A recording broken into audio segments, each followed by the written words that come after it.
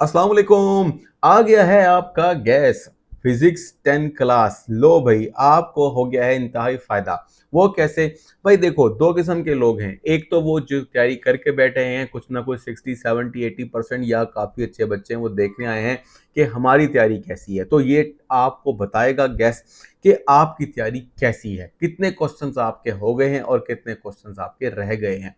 तो आपने यहाँ से चेक करना है अपनी तैयारी का लेवल एक। दूसरा वो स्टूडेंट्स हैं जो स्टूडेंट अभी फर्स्ट टाइम आए हैं और वो देख रहे हैं भाई हमारी कुछ ना कुछ तैयारी करवा दें सर, तो उन तैयारी को हम करने के बाद बस पास हो जाएं किसी तरीके से। वो बच्चे भी यहाँ पर मुस्तफीद हो सकते हैं। दोनों तरीके से बात की जाएगी, समझाऊंगा क्या कुछ करना है, कितने चैप्टर करने हैं, क्या कुछ आपको कर लेना चाहिए, क्या कुछ छोड़ देना चाहिए, साथ साथ में आपको समझाता जाता हूँ। और जो बच्चे फर्स्ट टाइम हमारे पास आए हैं बेटा, वो सब्सक्राइब जरूर कर लें। क्यों सब्सक्राइब नहीं किया भाई? क्यों? क्योंकि आपको यहां से मिलने वाली हैं अपडेट्स। और हो सकता है कोई पेपर आपके पास ऐसा भी आ जाए जो एग्जैक्टली आपके बोर्ड का हो और वो आपको दे दें, लेकिन तभी दे पाएंगे जब आपको नोटिफिकेशन मिलेगा वक्त पर।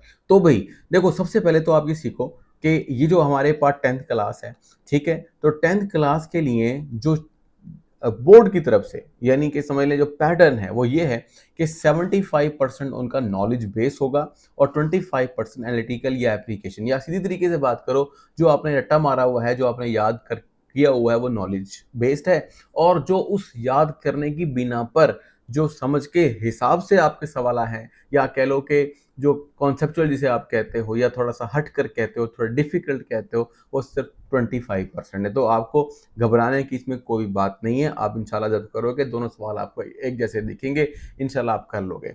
अच्छा भाई, इसके अलावा यहाँ छोटी सी बात लिखी है कि मुख्तसर सवालात में से ज़्यादातर सवालात के जवाब एक जैसे ही हैं। सिर्फ सवालात की इबारत को तब्दील करके एसएलओज बनाया गया है। एसएलओ मतलब होता है स्टूडेंट लर्निंग आउटकम्स, यानी कि पेपर बनाते हुए कुछ ख्याल ये किया गया है कि सवालात थोड़े अलग अलग दिखेंगे लेकिन जवाब सेम होंगे। और जवाब में थोड़ी सी अगर रद्द बदल कर दी जाए, कुछ थोड़ा सा पहले और कुछ बाद में लिख दिया जाए, तो बदलते हुए सवालों के साथ उनको सही तरह से डील किया जा सकता है। लेकिन आप परेशान ना हो, जिनको तो किताब की अच्छी समझ है वो तो उसको खुद से बना लेते हैं। अगर नहीं भी है तो बस आप थोड़ा बहुत लिख दो, इंशाल्लाह कुछ ना कुछ नंबर ज़रूर मिलेंगे और आप पास होंगे इंशाल्लाह। और बेटा, इंशाल्लाह ज़रूर लिखा करो कमेंट बॉक्स में, मैंने कई दफ़ा कहा है, क्योंकि इंशाल्लाह लिखने से एक तो अल्लाह ताला की साथ, यानी कि साथ आ जाता है। दूसरा, आप दुआएं देते हैं एक दूसरे को, तो दुआएं में आमीन भी कहा करें, खुद भी, और दुआ भी लिखा करें।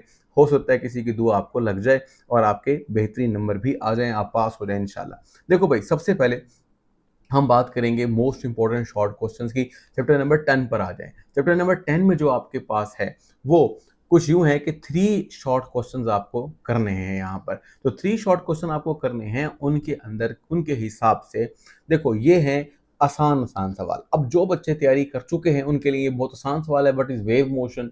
लेकिन थोड़ा सा अगर उन्होंने इस तरह के न्यूमेरिकल बेस्ड क्वेश्चन नहीं किए तो वो अब ये कर लें, ताकि उनकी तैयारी का लेवल बढ़ जाए। और अगर जिन्होंने नहीं करना, तो छोटे छोटे सवाल जो यहाँ पे दिए हैं वो आपने करते जाने हैं, ठीक है।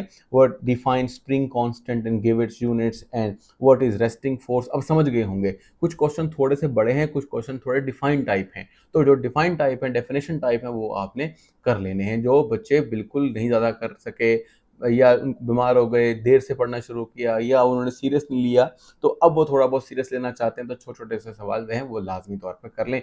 देखो भाई, इस चैप्टर से सिर्फ 3 शॉर्ट क्वेश्चन आने हैं, और हो सकता है कि वही छोटे क्वेश्चन ही 3 आ जाएं, तो आपका ये चैप्टर का हिसाब किताब मुकम्मल हो जाएगा। ठीक है, ये सारा का सारा है, इसको आप स्क्रीन शॉट की शक्ल में देख सकते हो। बाद में फिर मैं आपको बता दूंगा कोई इसको डाउनलोड कैसे करना है। अगर आप चाहो तो डॉक्यूमेंट को डाउनलोड भी किया जा सकता है, वो मैं आखिर में बता दूंगा आपको। लेकिन फिलहाल इसको देख लो, अगर आपकी कोई स्क्रीन शॉट लेगी तो स्क्रीन शॉट भी ले सकते हो। चैप्टर नंबर है 11। 11 में भी 3 शॉर्ट क्वेश्चन आएंगे, ठीक है, बोर्ड पैटर्न के हिसाब से। तो देखो यहाँ लिखा हुआ है what is mean by silent whistle and right it's range, ठीक है, तो ये छोटा सवाल हो गया। इसी तरीके से how can you identify the conductor insulator, तो बेटा ये सवाल आसान है। और जो थोड़े से ज़रा इस तरह के सवाल होते हैं तो थोड़ा सा आपको मुश्किल लग सकते हैं, बट इतना मुश्किल भी है नहीं है। उर्दू में भी है, इंग्लिश में भी है, दोनों तरह से पढ़ सकते हैं, ठीक है। तो ये आपके पास अगला पेज आ गया, और ये इससे अगला पेज आ गया, और ये तकरीबन आखिरी पेज आ गया, ठीक है। इसके बाद आपके पास आता है चैप्टर नंबर 12। चैप्टर नंबर 12 के अंदर भी 3 शॉर्ट क्वेश्चन आपने करने हैं। देखो, 3 शॉर्ट क्वेश्चन का मतलब है मल्टीप्लाई बाय 2, तो इसका मतलब ये हुआ इज इक्वल टू 6। 6 मार्क्स आएंगे यहाँ पर, ठीक है। मार्क्स कितने होंगे? 6। अगर जहाँ आगे कुछ चैप्टर होंगे इसमें से 2 शॉर्ट क्वेश्चन आएंगे तो 2 शॉर्ट क्वेश्चन का मतलब है कि उनके अंदर 2 नंबर होंगे, ठीक है। अच्छा, फिर उसके बाद हम चलते हैं आगे, चैप्टर नंबर 12 के बाद ये अगला पेज आ गया हमारे पास, ठीक है। इसको आप देख लो एक दफ़ा या फिर पढ़ लो, यानी रोक रोक के पढ़ लो, देख लो अगर आपकी तैयारी पहले से है तो देखो आपके कितने कितने क्वेश्चंस आपने पहले से कर लिए हैं। अल्लाह का शुक्र अदा करें पहले से तैयार है। जो तैयार नहीं है तो कोई मसला नहीं है, ज़रा थोड़ा-सा ज़रा आप 2-3 घंटे टिका के बैठ जाएँ, आपके शॉर्ट क्वेश्चन इंशाल्लाह हो जाएँगे। अच्छा भाई, ये नेक्स्ट आपके पास आ गया और फिर ये आपके पास नेक्स्ट आ गया और ये आ गया चैप्टर नंबर 13 आपके पास, ठीक है। चैप्टर नंबर 13 में आओ तो 3 short questions are included from this chapter. तो 3 शॉर्ट क्वेश्चंस कैसे इंक्लूड किए जाएंगे? अब यहाँ पर आप देख लो कि ये आपके पास 3 हैं।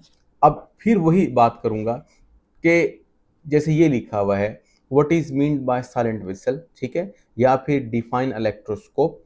और तो इस तरीके से छोटे छोटे क्वेश्चन डिफाइन या राइट 2 यूजेस ऑफ कैपेसिटर और define capacitor and right it's formula. तो एक एक टॉपिक से रिलेटेड जो है ना, यानी वो छोटे छोटे सवाल या डेफिनेशंस आपको करनी है, तो इंशाल्लाह ये मुकम्मल हो जाएगा। अच्छा, अब ये नेक्स्ट में देखो, ये नेक्स्ट चैप्टर आ गया 14 में भी 3 शॉर्ट क्वेश्चन हमने करने हैं और 3 करने पर अब आपको क्या मिल रहा है? Can a current flow in the circuit without potential free difference. देखो सवाल है, हाँ नाम जवाब दे दो और ये स्टेटमेंट दोबारा लिख दो, काम आपका मुकम्मल हो जाएगा। Draw the circuit diagram. भाई सर्किट डायग्राम अगर बना सकते हो 3 रेजिस्टर्स की तो बनाओ, बल्कि ये आसान है, इसको एक दफ़ा बुक से देखकर 2-3 दफ़ा आप ज़रा इसको बना लो ताकि आपकी प्रैक्टिस हो जाए। अच्छा, ये आपके पास नेक्स्ट पेज आ गया और फिर उसके बाद ये तकरीबन आखिरी पेज है, यहाँ से लेकर यहाँ तक, ठीक है।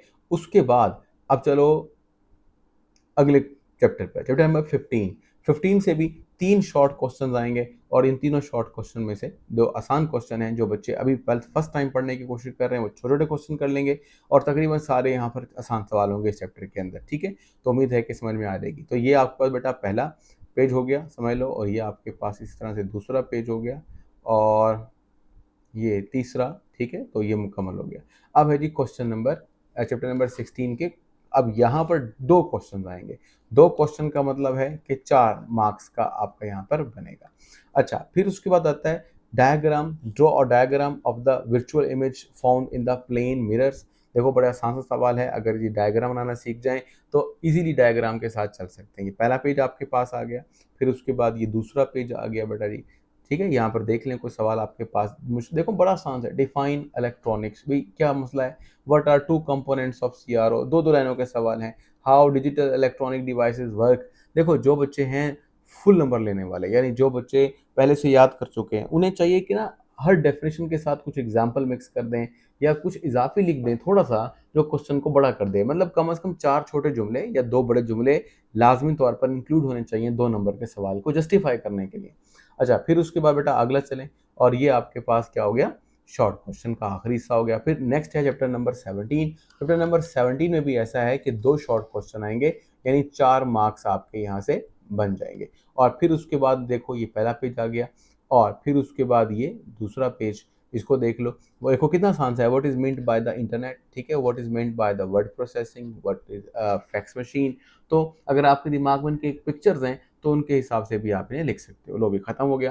फिर चैप्टर नंबर आता है 18। चैप्टर नंबर 18 में लिखा हुआ है 2 क्वेश्चंस आएंगे जी, ठीक है, यानी 4 मार्क्स आ जाएंगे। और देखो इसमें थोड़ा सा जो आसान वाला हिस्सा वो ये है, right the properties of the particle. खुद पता लग जाएगा भाई आसान सवाल लग रहा है, ये थोड़ा सा मुश्किल लग रहा है, फाइंड द नंबर। तो अगर आपको नंबर निकालने आ जाते हैं, मुश्किल नहीं है वैसे, बड़ा आसान से है। तो ये केमिस्ट्री का भी क्वेश्चन है जिन्होंने, और 9th का क्वेश्चन है, तो अगर वहाँ से हो सकता है तो वहाँ से कर लें। तो जो कॉम्प्लेक्स हैं और अगर समझ नहीं आ रहे तो छोड़ दें, ठीक है, और जो आसान आसान से हैं वो आप करते जाओ। तो इस तरह से ये तकरीबन आपके पास बन गया पहला पेज। फिर उसके बाद ये बन गया आपके पास दूसरा यहाँ पर, और फिर उसके बाद तीसरा और तकरीबन आखिरी हिस्सा। तो ये आपके पास है जी शॉर्ट क्वेश्चन, चैप्टर वाइज सारे इंपॉर्टेंट शॉर्ट क्वेश्चन आपको दे दिए गए हैं। अब आते हैं स्कीम के मुताबिक सिर्फ 2 लॉन्ग तैयार करें। मतलब आपको 3 सवाल पूछे जाएंगे आपसे, आपने 2 लॉन्ग करने हैं बस। अब आपने पहले से जस्टिफाई करना है कि 2 लॉन्ग आप कौन से तैयार कर रहे हो। अगर आपको स्कीम आती है और आपने ये चूज़ किया हुआ है कि कौन से करने हैं, फिर तो कोई मसला ही नहीं है। लेकिन अगर आप फर्स्ट टाइम कर रहे हैं, आपको स्कीम का ही नहीं पता, तो जब ये वीडियो एंड होगी ना बेटा, तो वहाँ पे मैं आपको स्कीम की वीडियो डाल दूँगा, वहाँ से आप जाकर देख लोगे, ठीक है? तो स्कीम में ये भी बताया जाएगा कि आपको कौन सवाल कर लेने चाहिए और किस तरीके से आप अपनी बेस्ट तैयारी कर सकते हो। थोड़ा-सा वो पहले हमने दी थी वीडियो ताकि आप अच्छी तरह तैयारी कर लें, लेकिन चलो नहीं समझ में आती तो कम से कम वहाँ से आपको ये समझ में आ जाएगा कि स्कीम के ज़रिए से मुझे कौन से चैप्टर करने चाहिए। अच्छा भाई, अब चलते हैं मोस्ट इम्पोर्टेंट लॉन्ग क्वेश्चन की तरफ। तो चैप्टर जो है 10 है और क्वेश्चन नंबर 5 है। क्वेश्चन 5, 6 और 7 ये 3 लॉन्ग के होंगे। इनमें से आपने 2 चुनने हैं। तो चैप्टर 5 अब नज़र आ जाएगा आपको। क्वेश्चन नंबर 5 है ना?